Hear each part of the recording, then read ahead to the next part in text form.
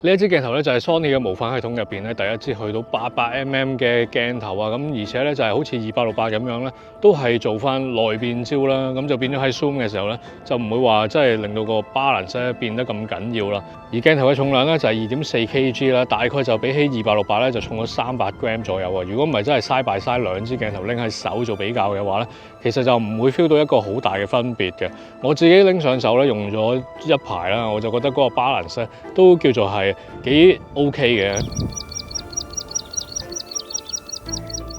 鏡頭嘅光圈葉咧，今次都好罕有地咧，就係用咗11片嘅光圈葉啊，所以出到嚟咧 Outflow 嘅散景個表現啊，都算係幾唔錯嘅。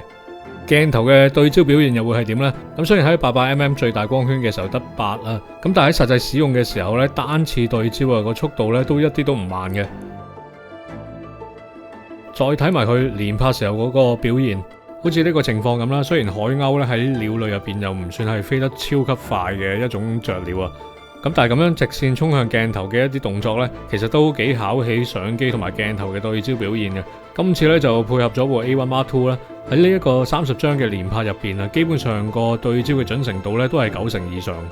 同埋就係呢支400至800mm嘅 G 鏡咧都可以支援翻原廠嘅1.4或者2倍嘅 Teleconverter。加咗之後就會變成1120mm 或者16mm嘅鏡頭啊！如果真係有需要嘅朋友呢，咁就可以自己去選用翻啦。